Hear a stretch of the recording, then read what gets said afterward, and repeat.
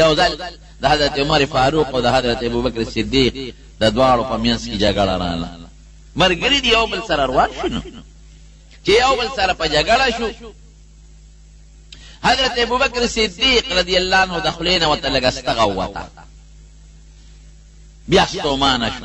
او دا خو مې خو نه کړل. حضرت عمر ته ما معاف کا، هغه ته پاسې دوی نه دی بخښه چې طلاق دی ورپسې روان شو. وی ما زیاتی کړی دی ابوبکر ورته وای او ما وبخه ما معاف کا. حضرت عمر غصه ناکو اته لاړ کور ته نه دی ورپسې په دروازه ورته هغه ورته دروازه بند کړه. چې دروازه بند کړه حضرت ابوبکر صدیق را روان شو جمعه ته راته او پریشان دي چې ما دا مرګري حضرت عمر خپه کړ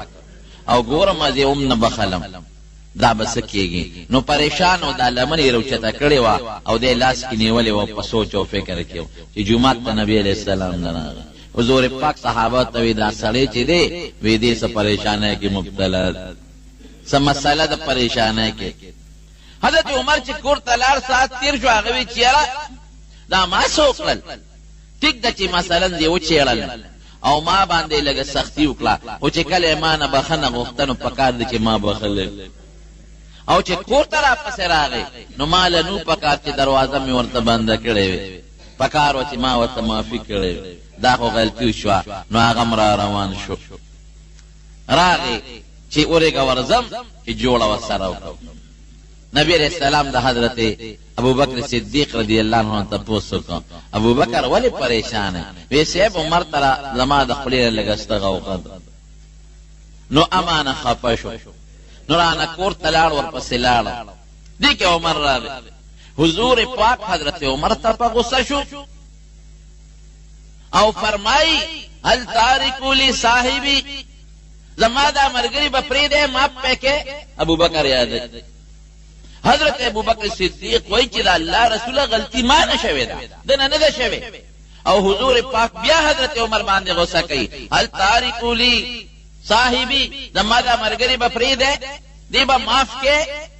حضرت ابوبکر بیا وی صاحب ما نه غلطي شوې ده نه ده شوې. او حضور پاک حضرت عمر ته غصه او فرمایي د دواړو جهانو سردار وی زما دا مرګري به معاف کې. وی هغه وخت چې ما وی د پیغمبر تاسو ټول وی کذب ته دروغ دی وی او ما ته ابوبکر وی صدق ته رښتیا دی وی.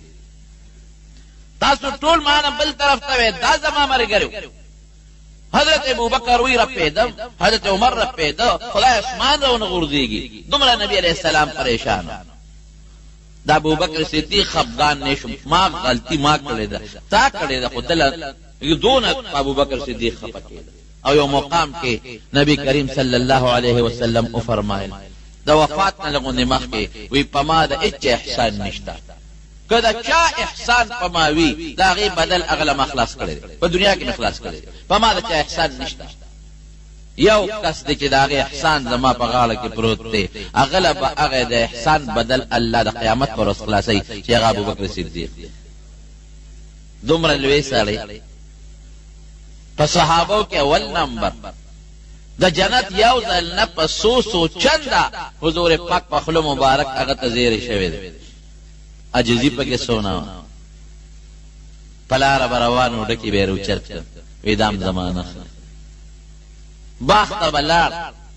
د باغ د بوټو ته څانګو ته به یې کتل وی دا ما نښه دي. مرغۍ به الوته را الوته وی دا مرغۍ م زما نښه ده. یو ځل وی افسوس چې د ابوبکر مور ابوبکر نه وي زیږولې نو څه خبره وه. دومره عجزي به پکې ټوله شپه به یې پروردګار ته ژړل تلاوت به یې کو او دې خاصیت و چې کله به یې مونځ کو مونځ کې به یې ژړل الله ته به یې زارۍ کولې. دغه رنګې حضرت علی رضی الله عنه څومره لوی سړی دی. یو سړی د بار نه راغی دی یې نه پېژني چې دا څوک دی. نو تپوس یې کړو چې ته څوک یې من انت؟ حضرت علی صاحب ته څوک یې؟ پکار دا و چې ورته یې وایي چې زه د نبي علیه السلام زوم یم. پکار دا و چې وایي د هغه د تره زوی یم. فاتح خیبر دی راکوټې سړی نه دی. حضور پاک د ده په حق کې د جنتیت اعلان کړی دی او باب العلم ورته ویلی دی چې علي صاحب د علم دروازه ده. انا مدینة العلم وعلي بابها. او د حضور پدای ونه وي چې د حضرت حسن او حسین پلار یم. دیو نوی چې د بیبي فاطمه خاوند دی ما وی تاسو کې مننتا تاسو کې او تاسوي ما انا الا رجل من المسلمين وی زه یو نوبل سنیما د مسلمانانو کې یو سړی بس یو عام مسلمان عاجزی الله تخوخه فاجز الله خوشاله فكبر الله خفكي لا تمشي في الارض مرحا انك لن تخرق الارض ولن تبلغ الجبال طولا ويجي پلا رضي نو خپې د کبرجن په شان ته موړه کبر باندې مگر سبا وکي نه د ځمکه شلولې شي چې وردن نشي د خدای ځمکه نشي شلولې او نه د سر ته تولې شي د اسمان ته ورسه حضرت لقمان چې خپل بچی ته نصیحت کوي نو یو نصیحت وته دا کوي چې بچي ګورې په ځمکه به د کبر تلل نه کوي پاسانه او په نرمه طریقه په ځمکه ګرځا لوی بازار کې نه پیدا کې عاجزي په ځان کې پیدا نو پاجزه الله خوشالي څومره چې الله انسان کمال ته رسي ګورې پاجزه رسي په کبر کمال ته نشي رسیدي زمونږ د دارالعلوم دیوبند چې کوم بانی مبانی دی او د ټولو استاد دی مشر مولانا قاسم نانوتوی رحمت الله علیه ډېر لوی سړی د دارالعلوم دیوبند بنیاد دی خو دی د شاه عبدالغني رحمه الله شاګرد نن سبا د دارالعلوم دیوبند نه څومره چینی رواني د دنیا ګوټ ګوټ کې په لکونو شاګردان دي دارالعلوم دیوبند او دا په لکونو مدرسې چې څومره د دنیا په ګوټ ګوټ کې دي دا ټولې مدرسې د دارالعلوم دیوبند په نقشه روانې دي او ټولو کې دارالعلوم دیوبند شاګردان د شاګردانو شاګردان د شاګردانو شاګردان لګیاي درسونه کوي د دې ټولو ثواب به مولانا قاسم نانوتوی رحمه الله تعالی لوی سړی قسم او علم اوه د علم غرو غر چې خدای پاک دې کوم علم ورکړي د دې له اندازه ولګوي چې کله د دارالعلوم دیوبند بنیاد خوده زمکه وتا چا وقف کړه دشتو بیابان زمکه هغه وخت چې په زمکه سکو او خوبی نه خوب د دوارو جهان مبارک سردار په خوب کې ولید قاسم ولی په سوچ او په فکر کې پروت وی حضرت د مدرسې بنیاد एकदम او په دې سوچ کې پروت ما چې دا آبادی څنګه وکړو د طالبانو دا رهائش او سیدو کوټه کم ځای جوړ کړ لنګر کم ځای جوړ کم طالبانو لا او دارالحدیث چې تاسو د حدیث درس پکې کېږي هغه په کم ځای کې جوړ کړ او جمعات په کم ځای کې جوړ کم چې منځ پکې کېږي حضرت په دې سوچ کې پروت په دې فکر کې د دوارو جهان مبارک سردار وته فرمایي وی اراده کې زده نقشه واچو په دې نقشه دارالعلوم جوړ کا اوس د خوب نه نو نبی علیہ السلام ته مخ شو مولانا قاسم نانوتوی رحمه الله ورپسې شو حضور پاک سره خپل کونټه د چوکا مبارکه او پاغي وتکر خراخ دلته به دیوال وي دلته به دیوال وي او د دې کر خدن نه دارالحدیث جوړ کې چې کوم د احادیث لولي او د دې کر خدن نه به جمعات جوړ کې او د دې لاندې به لنګر دی او دلته طالبانو د کوټو دی مکمل نقشه وته نبی کریم صلی الله علیه وسلم واچوله فخوب کر خیراخ کې او لا اجمن اشنا دادا چې نبی علیہ السلام خپل لخ پیروان او زمر په روان دی را پاسې د خوب چې را پاسې اوس په دې سوچ کې چې ما ته نبی علیہ السلام نقشه واچوله خوب خو باندې نه نو ولګه دې زیت ورزم چې دا نقشه را نه یې چې غیرات څنګه فرمایلی چې اقص دیوالونه وام چې اغه زیت ورغه د حضور پاک دا کونټه مبارک کرخه پرته و دا غي د خپل قدمونو نشانونه پرته دومره لوی سړی ځکه لویم چې د کومه مدرسې بنیاد د دوړو جهانو سردار کیږي اغه نه بخیر نه خوري د کومو طالبانو د کمرو بنیاد چې نبی کریم صلی الله علیه وسلم کیږي اغه نه بخیر نه خوري دارالعلوم دیوبند داغه نه خدای ډېر لوی خیر خور کړ انتهایی لوی په مدینه منوره کې لوی عالم عربي نو خلق ور سره ډېر ناستو ما یو دو شاګردان هغه د متپوسو کدا سوکته ودا زمونږ استاد او سپینګری غټه سپینګری وختوله مزیدار نو دا ور نږدې شو مې زور نږدې کېږم چې د حدیث اجازه ته و تاسو استاد د سپینګری دی او ډېر لوی سړی دی زبور نږدې شم چې د حدیث اجازه ته وغواړم نو چې زه ورسره کېناستم ما ته معلومات اخیستل. مې حضرت تاسو حدیث چا نه ویلي؟ وی زما فلان کې استاد یو عربي استاد راته خو هغه زما استاد دی. مې حضرت داغه استاد څوک دی؟ وی هغه استاد په انډیا کې د شیخ الهند مولانا محمود الحسن رحمه الله شاګرد. بس ما غږ بیا ونه کړ. مې سند دې زمونږ دیوبند ته رسېده. مې شکر دا سند زمونږ شته. زمونږ استاد مولانا عبدالحق صاحب رحمه الله د دارالعلوم حقانی شیخ الحدیث صوبانی او داغه استاد مولانا حسین احمد مدنی صاحب او داغه استاد شیخ الهند صاحب. ما ګور عربو کې لوی شيوخ دا د دارالعلوم دیوبند شاګردان په افغانستان کې، پاکستان کې، بنگلاديش کې او دارنګه دا نور ملکونه چې څومره دي، برما دا وکدا نور علاقې دا ټول کې اکثریت د دارالعلوم دیوبند بچي. نن په دنیا کې ګوره څومره د دین کار چې کېږي. تبلیغی حضرات مولانا الیاس صاحب رحمت الله علیه الله دې څونه کار واغشت. داغه استاد شیخ الهند صاحب او د شیخ الهند صاحب استاد مولانا قاسم نانوتوی رحمت الله علیه. نو دومره لوی سړی دی عجزي سونه عجزه ته ګوره. یو ځل یو په هندستان کې یو کلی شاه جهان پور به وته. هغه کې بکال پکال د غیر مذهب او د مسلمانانو په منځ کې باسونه کېدل. هندوان بم راغون شو، سیکان بمو، مسلمانان بمو، انګریزان بمو.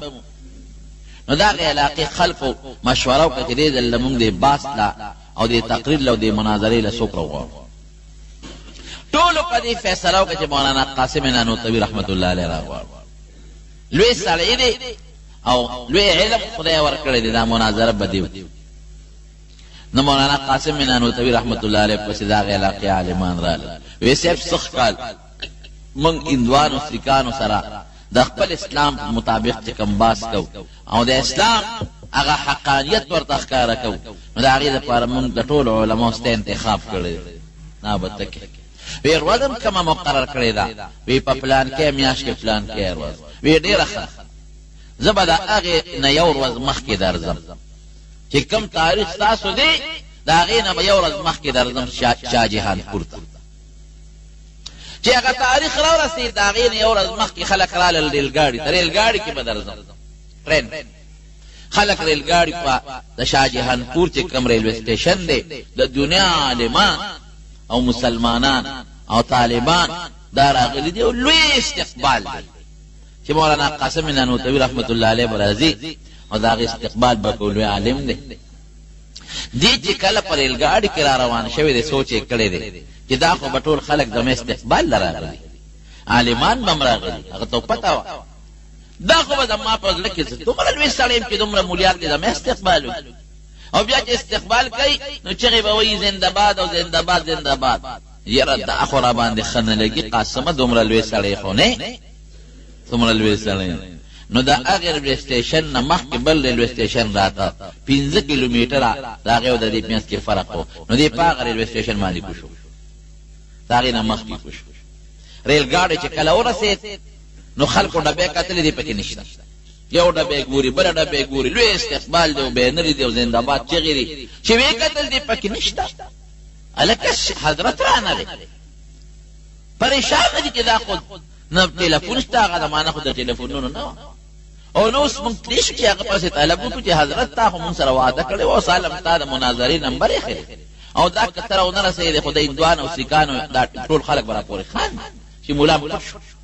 مولانا قاسم صاحب چې په هغه بل ریلوے سټیشن کو شوی دی نو پیاده را روان شوی دی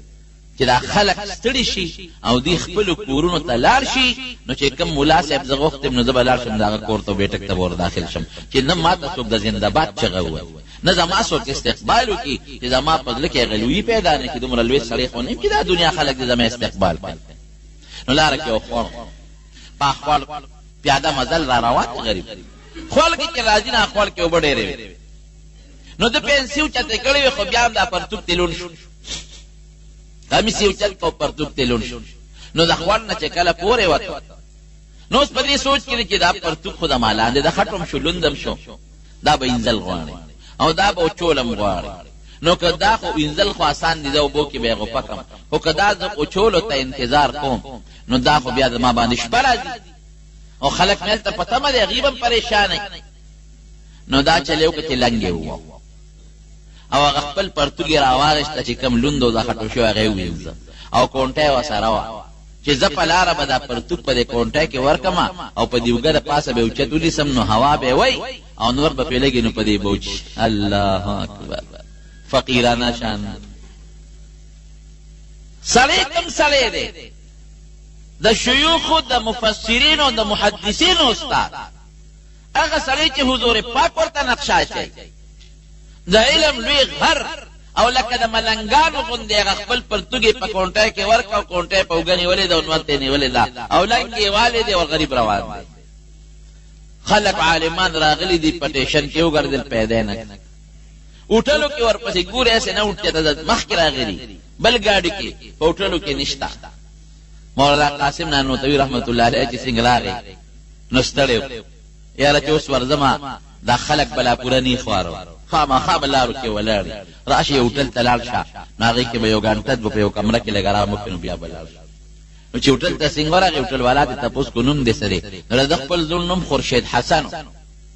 دا نوم بیا ځان ته بدل کړي زول نوم خورشید حسن ناغه تغی ته وی زما خورشید حسن نوم دی او د سات سپاره یو کمره را لرا کې پا کمره کې وټه خوب کو مرام دا جامع به موچی شي ناغه کې سم لاس مولیان ورپسې ګرځي خلق خواره شو لار خلق کورونه او چې کوم مولیان دي هغه ګرځي ودی کده بسونه اړې تلار شو ته بس کې نه راغله التم نشتا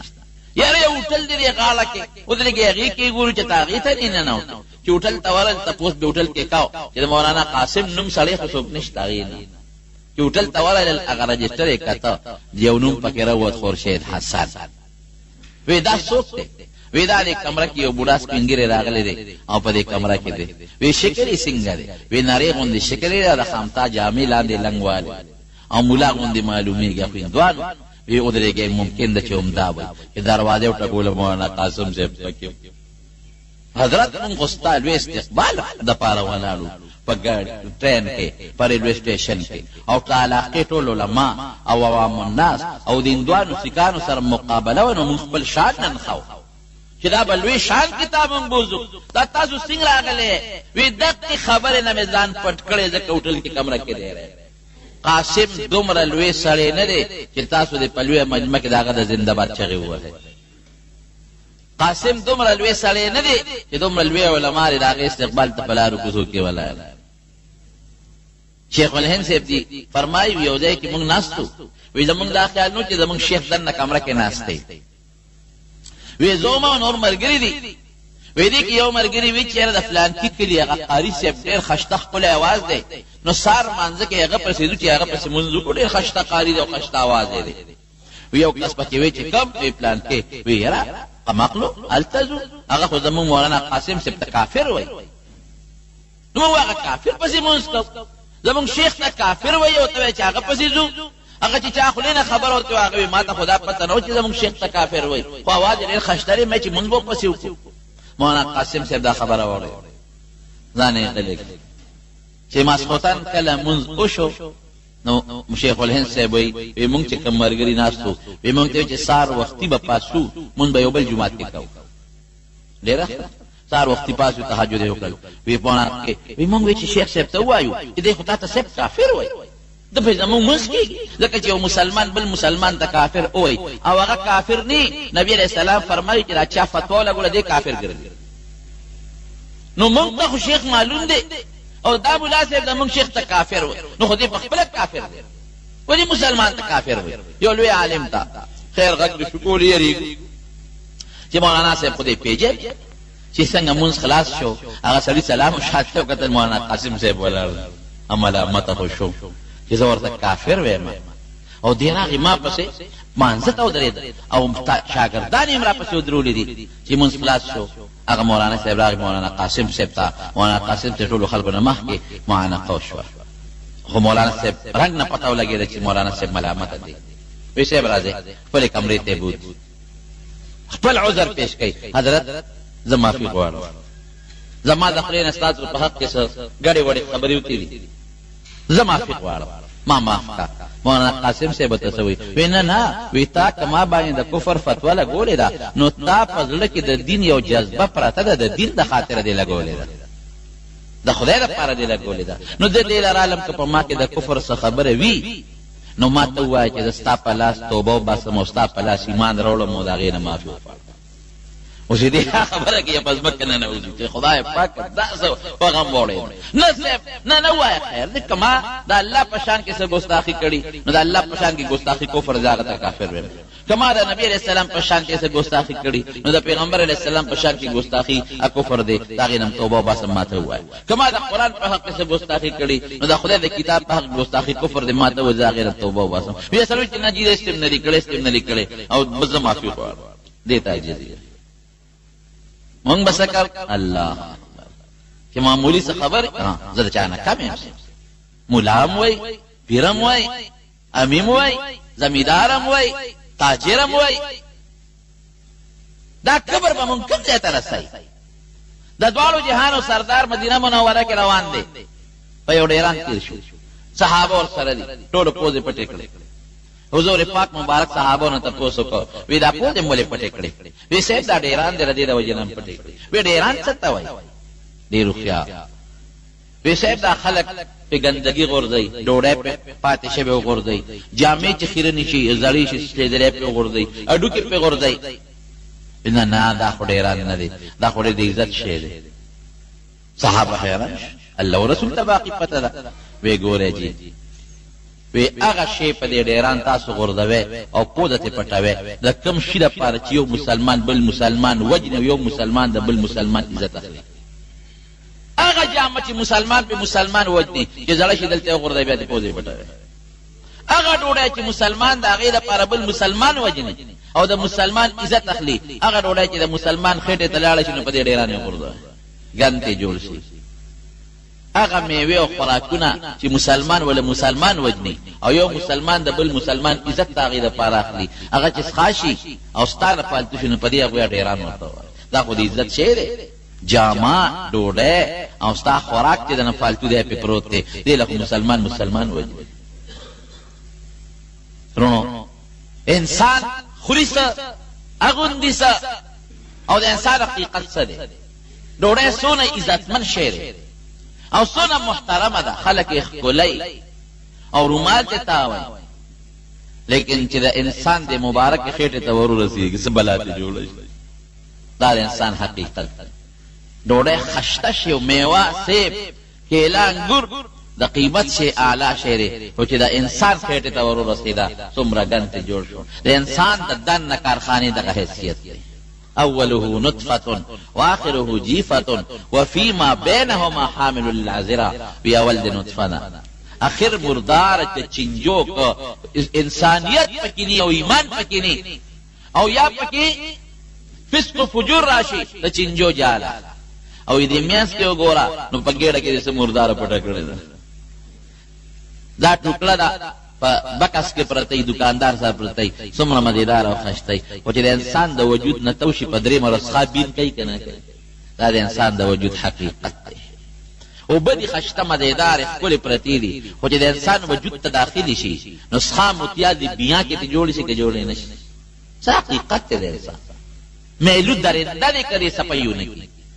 که نکوله دې وانه غشتل او زیاتي ویښته دې وانه غشتل او یو میاشت در باندې تیره شوه قسم د خپل بچي او ښځه به هم در نه یېرېږي غټ غټ برید په دې نیولي او لوی لوی ویښته به در باندې ختلي او غټ غټ نوکان به دې نیولي او څښاک خیرې به بین به نه ځي دا د انسان حقیقت دی ځان به به جامې به خشته اچې او ویښته به دې کټ کې او نوکان به دې کټ کې او په صابون به لام به نو ښکلې به او که دا دې ونه کړل ځکه نه ته یو هفته یو میاشت اوملام به نو څښا بین به نه ځي او که به نه نه ځي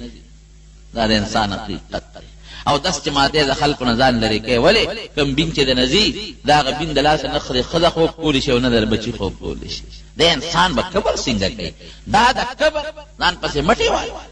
یو غاښ باندې چې د انسان دړ شي څومره چغې وباسي بیا کور کې څه خوب نشي کولی خېټه چې معمولي بې اعتداله شي نو بیا دومره دستونه پې ولګي هغه د عزت انسان بې عزت نشي جامې ته لاندې روان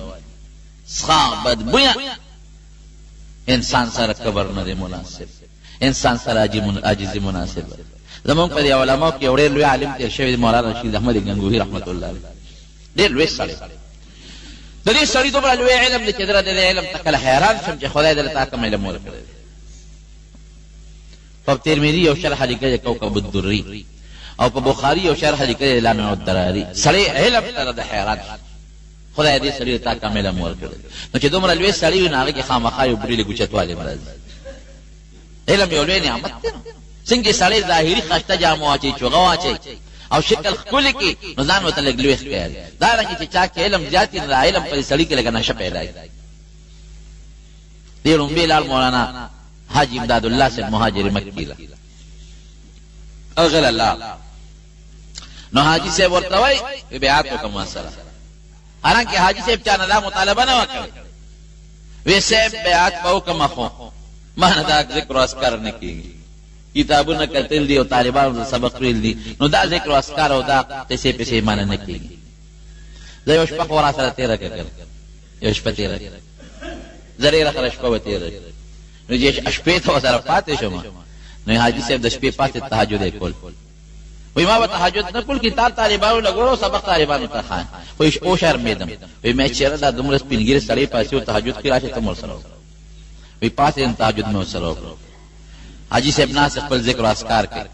نو زه شرمېدم چې دې اوس ذکر و اذکار کوي، بوډا سپین ږیری زه سملم نو دا خو لکه یو بډې بده خبره ده. نو امام ورسره لږ لږ ذکر و اذکار. وی هغه د حاجي صاحب هغه ذکر چې هغه به لا اله الا الله وي که نه معمولي غوندې به یې په زوره کړل. وی هغې زما دې زړه یو څو جټکې یې ورکړل.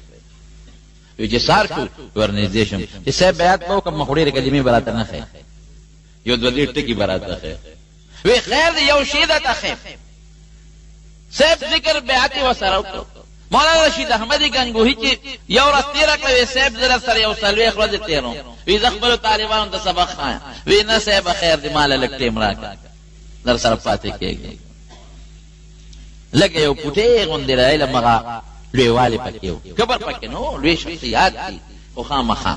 نو حاجي صاحب یو ځل ډوډۍ خوړه، چې ډوډۍ خوړه دی ولا راغلی دغه مقام کې. نو حاجي صاحب ته میوې هم پرتې وې، روجې موجې پولاو مولاو دا قصې پسې پرتې وې. دی ورسره کېناسته. نو چې کېناست نو حاجي صاحب دال راواغېستل او په یو کاسه کې واچول او یو ډوډۍ ورسره کړه. او مولانا رشید احمد صاحب وی رشید احمد وی دا ګوټ کې کېندا ډوډۍ وخوره. اوس که بل مرید و که نه د دې زمانې مرید بشیر جان غوندې مرید وی به چې خط دې ته پیر ووایي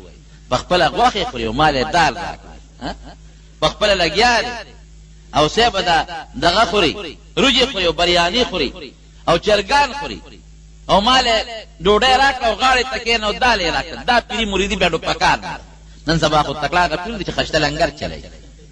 مریدان د هغه پیر ډېر صفتونه کوي. تاسو تپوس وکړئ مرید به د هغه پیر خشته لنګر یې دی، ډېر مزېدار غوښې دي سرې کړي دي پکې. هلکه ته ډوډۍ نه ځې او د ډوډۍ لپاره پیري مریدي کې هوټل والا نه بیا وکړه، بیا ته هوټل والا نه وکړه، هغه ډېر شیدونه پخوي،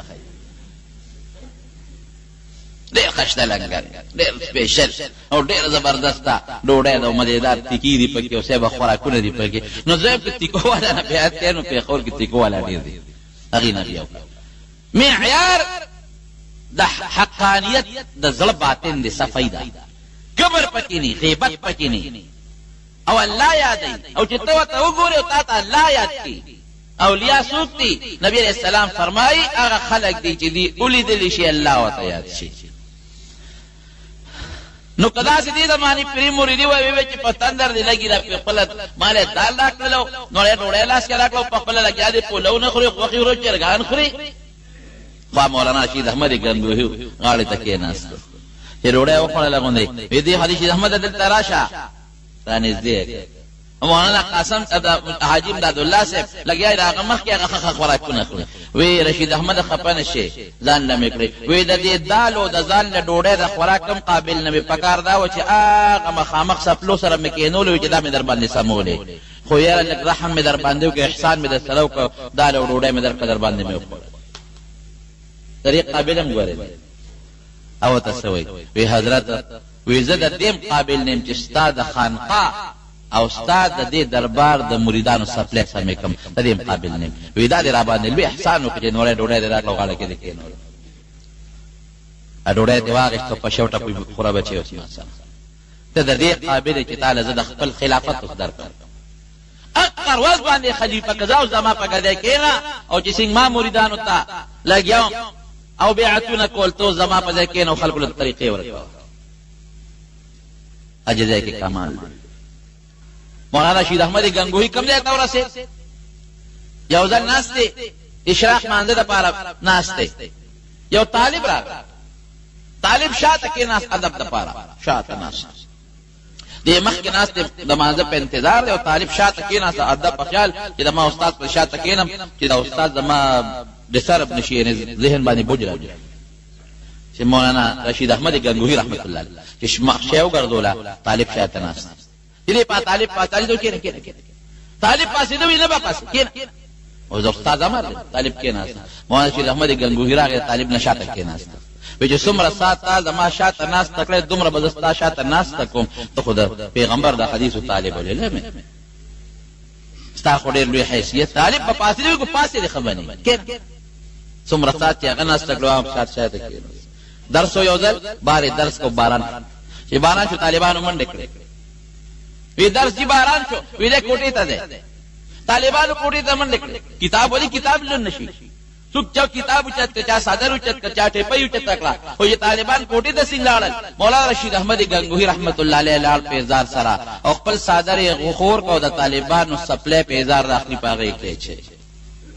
داغه نه پن راوتل طالبانو منډه کړې حضرت داس کې زمونږ د حدیث شیخ استاد او ته زمونږ سپلې خپل صدر کې او بیا غریب پنو تلل بدلم دیږي نو دا به تر اوچته وی تاسو ټول د الله او د رسول خبرو کې مشغول یې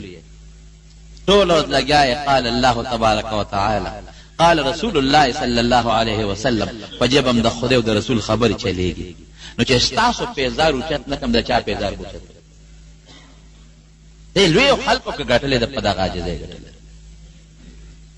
عاجزی الله په خوشاله من تواضع لله رفعه الله سوچ د الله د پر پدان کې عاجزی پیدا کی چې الله په عاجزی خوشاليږي او زبم عاجزی کوم کبر لوی بنکم نو پروردگار نبی رسول الله فرمای عزت الله پلاس کړي الله بولی عزت او چې کم لوی کوي ځان کې کبر پیدا کی نبی رسول الله فرمای وضعه الله الله وی سر بدلو ام كتب دې عاجزی الله خوشاله او عاجزی دا نه چې جامع بشلې دلې چې عاجزی دې تنوي چې سپلای بدشلې دلې عاجزی دې تنوي چې صادر بدشلې دلې او جامع بنیندنا حدیث پاک ان الله جمیل يحب الجمال الله دولې دې او ډولې خوخي جامع پاکه باچ سپلای خ پالش کړي چا صادر خ خشتا چا پټکی خ صفا چا صابون سره لام خوشبو نبی رسول الله پورې کړي د بالکل استعمال وا عاجزی دې توي چې بل مسلمان ته بس پک نه ګوره ایت عاجزی وي دا بنوي چې زما په جامه ده چا زما په مسلمانی ده چا بل مسلمان تسپک قتل او بل مسلمان د ځان نه کمزوري کانل دا خبر ده دا بنه خپل معاشره کې تاسو یو طالب العلم مرګره دي هغه ته بس پک نه ګوره تاسو خپل غوان کې یو غریب مرګره دي هغه ته بس پک نه ګوره تاسو په دکاندار کې یو غریب مرګره دی هغه ته بس پک نه ګوره دا په کلاس شي چې یم خوځه هم چمن دی ګره نه ما پښان لاسو داسې بنا دې تعجزي وي عاجزي دې نو چې جامع بدیش دې او پیزار بدیش دې جامع بشلې دې چې استاد در بشلې دې تعجزي نو اجن کسا دا صفت دې چې دا په الله کې نشته الله العزت دا الله پاک دا مسلمان د پاره خو کړی نبی کریم صلی الله علیه وسلم چې بر اسمانونو تعالی او د پروردگار سره ملاقات شو نو الله یې تاسو کې به څه تحفه مال راوړل ولدا جبت تاسو او صلی الله علیه وسلم تحفه راوړل الله تعالی پارته شتا مال دې څه تحفه راوړل دا خایا شابه نو حضور پاک مبارک کو خيار او وحی بو تکیدل وی الله تاسو تحفه مې دل راوړل چې تاسو سره نشتا دا تحفه مې دل راوړل تبا حیران ہے کہ بس توفی کہ اللہ سرنی التحیات للہ والصلوات والطیبات اللہ دا بدن دا مال دا جب عاجزی میں دل فجب امستا پا دربار کی زاری کو التحیات او دا مال پا بنیاد بمستا پا دربار کی عاجزی کو او دا وجود باندې د پر خپل وجود با اوم ستا په دربار کې عاجزي کوم عاجزي به راوړې دا په خلق په بدن په مال کې دا عاجزي تاسو سره نشته نو چې دا واقعي چې دا د خپل عاجزۍ اظهار وکړي الله وی السلام علیک ایها النبی ورحمت الله وبرکاته زما تسلیمات سلامونه او رحمتونه او برکتونه دې پتا نازل نو حضور پاک بیا سوي ځان سره په نبی علیہ السلام پر رحمت نازل شو سلام شو نو ګناه امت پاتې شو السلام علینا وعلى عباد الله الصالحین زما په نیکانو بندگانو او پما او زما په غریبانانو زما په نیکانو امتیانو او پما او زما په غریبانانو امتیانو دې مستاره طرف نه سلامتی هغه د پیغمبر علیہ السلام دا جزای خبره او د الله ذوالجلال هغه سلام او بیا د نبی علیہ السلام د عجزه هغه درخواست امت لپاره دون الله ته وخت چې منځ کې د لازم دی منځ کې به عاجزي دا ډېر د کمال شی دی څومره چې د ځان عاجزه کړ هغه نه به الله خوښي او د دنیا نعمتونه دا د الله سره دي ګورې بنده سره نه دي وما بكم من نعمت فمن الله څومره نعمتونه دي کمال دی که دولت دی که روغ صحت دی دا ټول د پروردګار سره نو عاجزي به کوو لوی به نه کوو لوی به خدای ګڼو ځان به عاجزه ګڼو چې عاجزي دې پیدا کړه ګوره سجده په مانځه کې وایي دا د عاجزۍ نښه ده څومره چې تندې په خاورو کې راښ کړه دا د عاجزۍ نښه ده دا رکوع چې کې دا د عاجزۍ نښه ده دا دواړه لاسونه چې په سینه باندې تړي دا د عاجزۍ نه ځان ته خپل زولنیت کړی دی واچول دا د عاجزۍ نښه او چې دا ټیټېږي او دا تحیه شکل ټول د عاجزۍ موږ ټول عاجزۍ ده حج چې کې ګوره دوه څادرې دې واچولې او خپې دې بربنډې کړې او سر دې سر تو دا ټول د عاجزۍ نه عبادت هغه عبادت چې پاغي کې عاجزي وي او چې عاجزي پکې نه وکړي نو هغه عبادت نه نو خدای پاک دې په مونږ کې تواضع پیدا کړي الله دې مونږ د کبر نه وساتي یو پلار او مشر او افسر ته ولاړې سونه د احترام او د ادب لاندې ولاړې دقه سره احترام او د ادب لاندې به ولاړې یو خوا سوچ او بل خوا سوچ او فکر به بالکل نه کې او بیا به ورته ټیټ شي دا سر ټیټول دا بیا احترام شو د الله او بیا سجده کول چې دا ستندې خو بهترین اندام دی دا ورته د خپو په ځای کې او په خاورو کې کېږدې دا د الله بل احترام او بل عزت دی او چې ورته ودرېدې نو دې وخت کې به د دنیا خبرې بند دي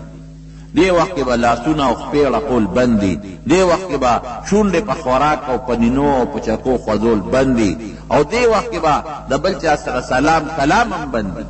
ولې دا د خدای احترام دی که تا پکې د مخلوق سره خبرې منظم کې او بل سره هم خبرې کې منظم کې او ځانونه هم ګرې او یو خوا بل خوا هم پکې ګورې او څوک سلام اچي او ته وعلیکم السلام الله به وایي تا خو زما عزت ونه کوي یو مشر ته ولاړې نو ټوله توجه به د هغه خپل مشر ته وي که اخوا دې خوا ګورې او څوک سلام او ته کله داسې ګورې او کله داسې ګورې نو هغه له به غوسه ورځي چې وروره ما مخکې ولاړې لږ د ادب لاندې ودرېږي منځ ټول ادب او احترام دی نبی کریم صلی الله علیه وسلم په خپل د الله ادب کړی دی احترام یې کړی دی والله د دې خبرې وړ دی چې مونږ احترام او ادب احترام ادب د هغه چا کېږي چې څوک لوی شخصیتي او لوی ذاتي د الله نه لوی ذات هم نشته دا احترام الله کړی دی او دې مونږ ته هم تعلیم را کړی صحابو ته هم تعلیم ورکړی دی چې تاسو به د الله احترام او د الله عزت کوئ او کوم شی چې بیا الله ته منسوب دی او نسبت یې کېږي د هغې به احترام کوو لکه بیت الله شریف شو اوس دا یو تعظیمي نسبت دی بیت الله د الله کور تعظیمي نسبت الله پکې اوسېږي نه او نه الله یو کور اوسېدو ته محتاج دی ادب او احترام به کوو د حضور پاک په زمانه کې د بیت الله د پاسه به د ریخم او غلاف پروت د عزت د ګنې ګټو ته د ریخم او د غلاف څه ضرورت دی چې ورته اچولی کېږي دا د هغې احترام او عزت د بیت الله او حضور پاک په خپله خپل کړی دی او صحابه کرامو و پورې مخونه مګلي دي او بیا ملتزم ته به حضور پاک په خپله ورغی او صحابو ته یې ویلي دي چې دلته دعا قبلیږي او کله یو مخمګ او کله بل مخمګه او بیا د بیت الله تعظیم کا او احترام کاوې ګټې دا ټول د دغه ګټو او د دغه کوټې عزت ولې کوي نسبت الله سره دی دا په حقیقت کې د الله عزت او د الله احترام حجر اسود یو کاڼی دی کاڼی لیکن حضور پاک په خپله ورغلی دی او ښکل کړی دی او چې رسیدې ورته نشوې نو لاس په یوسې هغه ښکل کې، او که داسې هم نشې کولی یو چوکه وله یوسه هغه ښکل کا، او که داسې هم نشې کولی لرې ځای نه ورته ودرېږه او یو سلام یو د ادب استلام چې ورته وایي د ادب احترام تقاضا وکړه. دا ولې یو کاڼی دی، لیکن حضور پاک فرمایي الحجر الاسود یمین الله فی الارض، وی حجر اسود په ځمکه د الله ښی لاس دی. نو دا الله لاسونه نشتا او نه په حقیقت کې دا د الله ښی لاس دی. یو نسبت الله سره پیدا شو د پیغمبر علیه السلام په مبارکه ژبه، نو د دغه نسبت دون احترام او عزت دی چې د دواړو جهانو سردار شونډې مبارکې څونه قیمتي دي. د دواړو د جهانو سردار ژبه مبارکه څونه قیمتي ده، د هغې مبارک لاس څونه قیمتي دي، لیکن هغه نسبت د کاڼي چې الله سره د حضور پاک هغه قیمتي شونډې او قیمتي ژبه په دغه کاڼي لګوي. ولی نسبت اللہ سره شو. اللہ سره چې نسبت قرآن شریف دا اللہ کتاب دی، کتاب اللہ ګوره اللہ سره نسبت دی، د دې څونه قدر دی. قرآن شریف کې الله وی لا یمسه الا المطهرون، په پلي ته به لاس نه وروړي. حالانکه دا خو کاغذ دی، او کاغذ کې بیا حرفونه دي او کارخانه کې لیکلی شوی دی یا په ګوتو لیکلی شوی دی. دغه کاغذ چې د اوربشو د جوارو د بوسو نه جوړیږي او کارخانه تلا او دغه کارخانه باندې پرنٹ اوت او چاپ اوت او د الله قرآن په چاپ شو، نو دې سره د څه نسبت دی؟ الله خو دې له نه ګوتې وروړلې دي او نه الله تعالی دې کاغذ سره جنګېدلی دی او نه ورسره رسول الله مبارک جنګېدلی دی او نه دا حجر اسود سره جنګېدلی دی، خو یو نقشه په دې کاغذ چاپ شوې ده، هغه نقشه د الله د خبرو ده. دا نقشه د الله د خبرو نقشه ده، دا الله د کلام نقشه ده. نو دون الله په خپل عزت ورکوي چې لا یمسه الا المطهرون، بیا اودسه به ګوتې نه ورکوي. که چا بیا اودسه ګوتې په قرآن شریف خو څه کوي چې د هغې نه کوم رومال تاو دی، رومال خو زیاتي شی د هغې، او د قرآن نیسۍ ګولې د قرآن یو هغه رومالي چې بهر نه دی، یو هغه چې دا بعضې رومال د دې قرآن شریف د کانټې سره وګنډي، هغه کانټې به والم، هغه کانټې چې د قرآن شریف په محفوظ دی او ګنډېدلې ده او د قرآن جز دی، هغې له هم ګوتې وروړل جرم دی، هغې له به هم نه وروړل. او چې په لویه بې اودسۍ کې مبتلا شي نو د قرآن شریف تلاوت هم بند او حرام نه به کې بلکل، قرآن به نه لولي چې سړی په لویه بې اودسۍ کې مبتلا اوس دا قرآن لوستل خو ستا خپله خوله ده، نو علقې راړقې دې سره څه دي؟ دا د قرآن حروف خو تا جوړ کړل، الف تا جوړ کړ یو مخرج کې، بې دې په بل مخرج کې جوړ کړه، جیم دې په بل مخرج کې جوړ کړ، قاف دې په بل مخرج کې جوړ کړ. دا خو ستا شونډې دي او ستا غاښونه دي او ستا ژبه د ستا خپله کارخانه ده. دې کې خو الله ګوتې تاله نه دي والي او نه پکې پیغمبر دله ګوتې والي دي او نه پکې د قرآن شریف کاغذ دننه پروت دی، لیکن په دې ژبه او په دې شونډو چې کم حرفونه روزي له دې کارخانې نه، دا هغه حرفونه دي چې دا د الله د کلام نقشه ده. نو دا خپله ژبه چې ستا اختیار کې ده او خپل غاښونه چې ستا اختیار کې دي چې ته په لویه بې اودسۍ کې نو د قرآن حرف به پې د ژبې نه نه راوباسې، د قرآن د نقشه به پې نه جوړې، د قرآن نقش به په دې ژبه نه جوړی چې په لویه بې اودسۍ کې پروت دی. دا ولې؟ دا د قرآن شریف احترام دی، دی تعظیم دی او دی لویي لرو، دا احترام به کو، دا د حضور پاک احترام دی، دا د هغه د کلي احترام دی. یو نسبت جوړوه رسول الله دا اللہ پیغمبر اللہ سره نسبت تے احترام بکو، کتاب اللہ اللہ سره نسبت تے احترام بکو، رجال اللہ اگا خلق چتا اللہ ترسی او ستاو دا اللہ پا میانس کے واسطے و نسبتون دی دا غی احترام بکو. بیت اللہ دا اللہ کور جماعت وغیرہ چی جنابت پلوی بیودسے کی مبتلے نو دی جماعت تبنا داخلے گی، جرم دی گناہ دا. حالانکه دغه جماعت ته هم دا خوره ده ګټه ده که نه، دغه ځمکه ده، څه چې لمونځ مه کوه، ځه تلاوت پکې مه کوه، نو دا داخلېدل ورته ولې منه دي په لویه بیودسۍ کې. دا د دې نسبت چا سره پیدا شو؟ الله سره. چې الله سره نسبت پیدا شو احترام پکې، عزت پکې. یو دلیل نه دی، په سوونو زرګونو دلایل دي. صحابه کرامو به د نبی کریم صلی الله علیه وسلم سره چې کله په لویه بیودسۍ کې مبتلا و نو لاس پې مور سره نه میلاو، دون احترام دے کو. حضرت ابو ہریرہ رضی اللہ عنہ پلار را روان دی حضور پاک مبارک سره مخامخ شو، نو دیتے پٹے دا پیولار باندے نبی علیہ السلام کلک کنے وا، خو ابو ہریرہ پلویا بیودسے کیوں غگی ونکا لان سر بوتا کېناستل. ابو هريره رضی الله عنه وایي چې د نبی علیه السلام پام بل طرف ته شو نو غلې غوندې پاڅېدم او مې لامبله او بیا رالم کېناستم چې نبی علیه السلام ما ته وکتل اینه كنت ابا هريره ابو هريره چېرته تللی ته خو مزار سره راوستې دلته مې کېنولې دا چېرته غیب شې ولاړې او ورته څه وایي وی د الله رسوله انی كنت جنوبا زه په لویه بې اودسۍ کې مبتلا وم فکرهت ان اجالسکا دا مې ښه ونه ګڼل چې په دې لویه بې اودسۍ کې د مبتلا یم او ستا په مجلس کې دې کېدم ځکه لاړم خو مې لمبل نو منه نه دي چې په لویه بې اودسۍ کې څوک مبتلی او د پلار سره کینی یا مور سره کینی یا استاد سره کینی لیکن حضور پاک په دې خبره خاموش پاتې شو. دې ته زموږ طالبان تقریر د نبی علیه السلام وایي یعنی حضور پاک دا ورته ونه وایي چې نه خیر دی نه به دې لمبل چپ پاتې شو. دې نه علما دا مسله معلوموي چې د حضور پاک د مجلس ادب به هم کې حضور پاک چې کوم مجلس کې کینی نو ته جنابت سره په جنابت کې په دغه مجلس کې مه کېنه لاس به نه ورکو لاس د نبی علیه السلام لا ولې ځکه په بې ادبۍ کې مبتلی دا د حضور پاک عزت دی او د حضور پاک احترام دی او قرآن شریف کې الله په خپله ذکر کوي یو نه ډېر بعضې صحابه به راغلل هغوی به دیوال غاړې هغوی خو نه وپوهېږي که نه نوې مسلمانانو پته ورته نه لګېده هغوی به وي دا عام انسان دی نو دیوال غاړې ته به یې اواز وکړه یا محمد اخرج الینا اے محمد بار روزه هغه خو نوې مسلمانانو نن اسلام راوړو هغوی ته خو پته نه وه فورا الله ایتونه رالیږي چا به په مجلس کې شور کو اوچته آواز سره به یې خبرې کولې فورا الله احترام دپاره ایتونه رالیږي یا ایها الذین آمنو اے د ایمان خاوندان دا ډېر د مینې لفظ دی ښه اے د ایمان خاوندانو لا ترفعوا اصواتکم فوق صوت النبی د پیغمبر د آواز نه به آواز نه اوچته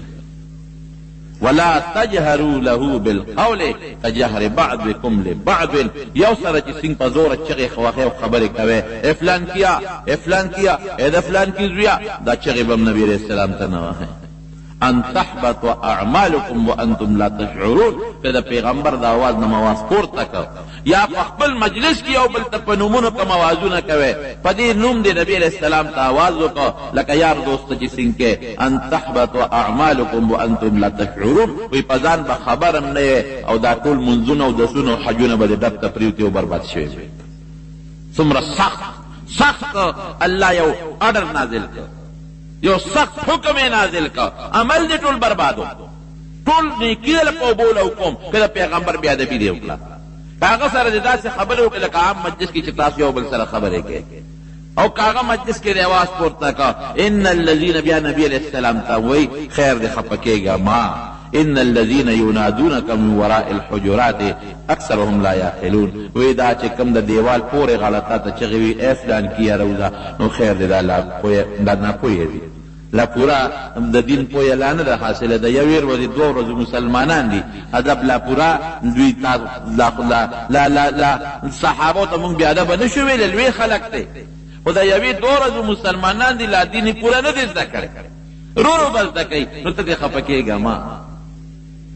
ان الذين يغضون اصواتهم عند رسول الله اولئك الذين امتحن الله قلوبهم للتقوى لهم مغفرة واجر عظيم د نبی علیہ السلام په مخ کې چې څوک ټیټ اواز کوي غلی لګي او چغې نه وهي قرآن شریف کې الله وایي دا هغه خلک دي چې دې زړونه زما کنټرول کړي د دې زړه کې تقوا ما چولې ده دوی له مغفرت دی او لوی اجر دی دا ادب ښیي چې د پیغمبر ادب کوه دا ولې نسبت الله سره دی الله سره نسبت ته به قدر کې احترام به کې عزت به کې قسم دې د حضور پاک د کلو خلقو احترام کړي حضرت امام ابو حنیفه رحمت الله علیه مدینه شریفه ته تللی نو اخو ډېر شاګردان یې لرل او ډېر لوی د دین یو غر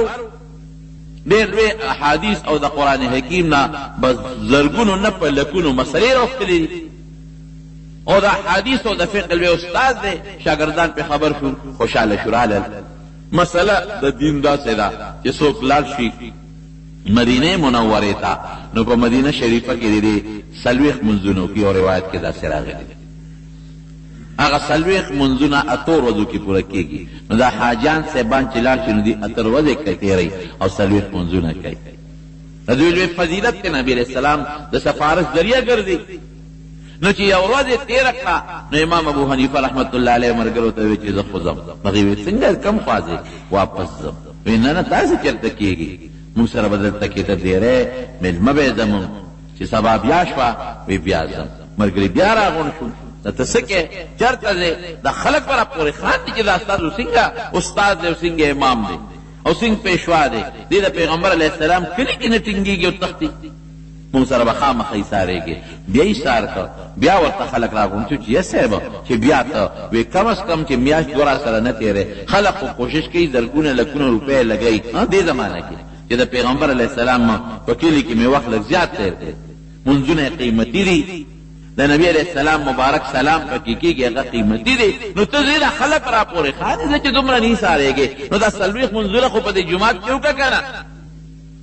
چې مجبور یې که او تا څه عذر دی؟ وی زما عذر دی. وی نه دې پرېږدو څه عذر دی؟ مونږ ته عذر ووایه. دا مونږ پورې به ستا شاګردان زمونږ شاګردان خاندي. وی ښه نو زما عذر دا دی چې تر کله زه د مدینې منورې د ځمکې ته رادننه شویم نو ما اودس نه دی مات کړی، ما بول نه دی کړی. زه په دې خبر یریږم چې اسنا په داسې ځای کې د متیاز حکم چې په هغه ځای د رسول الله مبارک قدم تروتی. دا خو ټوله ځمکه ده، دې کې خو هغې ګرځېدلې دي. نو اوس ما پرېږدی چې خامخا مې مجبوروې نور نشم ټینګېدی. ما پرېږدی چې داسې علاقې ته وځم چې په یقین سره ما ته معلوم وي چې هلته حضور پاک قدم نه دی رسېدلی چې زه خپل بول وکړم چې واپس بیا راشم. اوس دا څه منع نه دي. صحابه په مدینه منور کې اودس مات کړی دی، هېڅ منع نه دي. او خلکو پکې مات کړی دی، ماشومانو پکې مات کړی دی. سبدیت قصدن به دا بېادبي نه کوي چې تا ته پته چې دلته د حضور پاک قدم مبارک دی او ته د هغې بې احترامي کوې. دا خو کفر دی، دا خو کفر دی. لیکن داسې ځای چې د نبي علیه السلام کړی دی مدینه منوره انسان دی، دا فطري تقاضا ده، طبعي مجبوري ده د انسان څه به کوي. خامخا د حضور پاک زمانه کې خلک اوسېدلي دي او دسماتي پکې کړي دي. لیکن دا د امام ابو حنیفه رحمت الله علیه په زړه کې احترام د نبی علیہ السلام مبارک عزت. قسم دی د حضور پاک د مبارک و احادیث و احترام. حضرت امام مالک رحمت الله علیه لوی سړی دام د دین یو امام دی، په مدینه شریفه کې اوسېدلی دی او د حضور پاک د احادیث مبارک درس پرې کوي. یو ځل درس دوران کې یو لړم د بره نه راپرېوته او د امام مالک په دې سټ کې ورننوت. چت نه پرېوت د کجورو څانګو چتونه به هغه د امام مالک په دې سټ کې دننه په دې کمیس کې ننوته. لګیا دی د حدیثو درس کوي او شاګردان پې پوهېږي چې راده دا رنګ بدلېږي را بدلېږي. ځکه د لړم ټک او د هغې زهر خو ډېر خطرناک لړم لګیا دی ټک ورکوي، کمیس کې دننه ګیر دی، بیا ټک ورکوي، بیا ټک ورکوي او دی لګیا دی د حدیثو درس کوي. خو شاګردان پوهېږي چې زمونږ شیخ باندې څه چل شوی دی، بیمار دی او که څه چل دی خو دا رنګ یې بدلېږي، دا سترګې بل شانتې شوې. چې هغه حدیث اخلاص کړل نو شاګرد ته وی دلته راشه. وی زما دا لمن اوچته کړه. شاګردانو را منډه کړی چې لمن یې اوچته کړه. یو ځای لړم پرې د پاسه ناست دی، هغه یې وغورځو مړی کړ او چې ملا یې وکتل بیا څو ځایه پړسېدلې وه، تکه سره پړسېدلې، تکه سره. وی صاحب مونږ در باندې وختي پېښ شو چې ستا رنګ مونږ ولید چې رنګ بدلېده را بدلېده. نو د الله بنده دومره د ځان ملا وپړسولاو، زهر وجود ته ننوتل، نو تا وختي مونږ ته ولې نه وې دا لړم به مړ کړی و که نه. وی ما د حضور پاک د مبارک و احادیثو درس کو نو ما ته غټه بېادبي ښکارېده چې دا بند کم او تاسو ته ویم چې راشئ زما دا لړم مړ کړو. تاسې به څوک دې زمانه کې ټینګ شي. دومره احترام او عزت د حضور پاک د احادیثو احترام، د حضور پاک د احادیثو عزت او احترام دومره پکې. او مسائلو لبم خلق راتل د مسئلې تپوس پیم ته کو او احادیثو لبم خلق راتل د هغې طلب به م کو. یو وینځ یې ساتلی وه، پوهې کړې وه چې څوک راشي د عامې مسئلې تپوس کوي نو ما ته وایه زه به زر روزم جواب به ورکړم. او که څوک د حضور پاک د احادیثو زده کړې راغلل نو یو طرف ته یې کېناوه چې یو جمع برابر شي نو بیا ما ته وایه روزم به. نو چې څوک براله لوینځه براله چې صاحب یو سړی د مسئلې تپوس کوي دې به راووت جواب به ورکړه مېلمه بله. بل براغې وینځه براله وی صاحب بل یو سړی راغلی د فقه یو مسئلې تپوس کوي دې به راووت جواب به ورکړه سړی بله. اوس هم د علماو له خلک د مسلو تپوس ته راځي. او چې د حدیثو طلب له به څوک راغی چې زه د حضور پاک حدیثو طالب یم زده کړه کوم وی دغلته کښېنه یو بمراته بل بمراته بل بمراته بل بمراتله یو جمع برابر شو. نو دی برات امام مالک صاحب ته دی وینځي وی صاحب یو څو طالبان راغلي دي او د حضور پاک دا حدیث زده کړه کوي. ما یو ځای کې کینولې دي. امام مالک به فورا لاړ غسل وبه لمبن او بیا به خشته ښکلې مدیدار جامې واچول او پټکې به تاو او خوشبویي به راواغېسته په ځان به ومږله. نو راوبوت د حدیث درس به وکړ. بیا به کور ته لاړ. نو چا ته تپوس وکړ وی صاحب چې د عامې مسلې تپوس درنه خلک کوي نو دا دومره تکلیف په ځان نه برداشت کوي او ځان نه تېری او چې د حدیثو زده کړې له راشي نو ته ارض اللام دی او خشته جامې چې او په ځان خوشبویي پورې کې او پټکې په سر کې روځې. دا ولې وی چې زه د حضور پاک د مبارکو احادیثو ښودنه او درس کوم او ما لمبلي نی او خشته جامې مې نه اچولې او پټکې مې نه په سر کړې شکل مې د حضور پاک نه جوړ کړی او خوشبویي مې نه پورې کړې نو ما له د نبي علیه السلام د احادیثو لولولو نه حیا راځي. شرمېږم بیا حیا راځي. دومره ادب او احترام دومره عزت د احادیث. او بیا مجلس چې به ولګېد دا د امام مالک په مدینه منوره کې د حضور پاک په جومات کې به درس و. الله ولې یو حیثیت هم ورکړی هغه ځای کې به درس کو چې په کوم ځای کې به عبدالله ابن مسعود ګدۍ پرته وه. د حضور پاک خاص شاګرد نږدې د به هغه ځای ګدۍ پرته وه او د دنیا خلق به راتلل. اسې مدینې منورې ته به خلق راتلل او د درس کې به شاملېدل او د نبی حدیث لیکل. لیکن د درس څو پابندۍ به وي د امام مالک صاحب. د درس به دا پابندي وي چې ټول به په ادب ناستي سر به پورته کوي نه داسې به ناستو کأن علی رؤوسهم الطیور لکه د چا په سر چې مارغه ناستي چې مارغه په سر ناستي او لږ هم سر لقې د مارغه الوزي دقسې به ناستي ادب او احترام سره. او که څوک د دنیا بادشاه به ولې رانغی د هغه د درس په دا یو ترتیب و چې درس پې نه بندو چې درس نه به فارغ شو نو میلمه سره به بیا ملاقات. د درس دوران کې دا نشته چې دا هارون الرشید بادشاه راغی او دا فلانکې قاضي راغی او دا فلانکې قاضي راغی. خپل کار به کوي چې درس به خلاص شو د هغې نه پس پې ملاقات کوم. دومره احترام د نبي علیه السلام د احادیث. خدای وله مرتبه کمه ورکړه. د کلي د نبي علیه السلام احترام دې شوق چې د ما ټوله زندګي په مدینه شریفه کې تېره شي او دې شوق چې د ما نه ساده مدینې په ځمکه وخیږي او دې شوق چې د مدینې په قبرستان کې د نبی علیه السلام په ګول کې دفن شم او مقته خدای ور نصیبه کړه. دې ارمان الله څومره لوی عزت او احترام ورکړ. یو ځل د حدیثو درس ته ناست یو سړی راغی.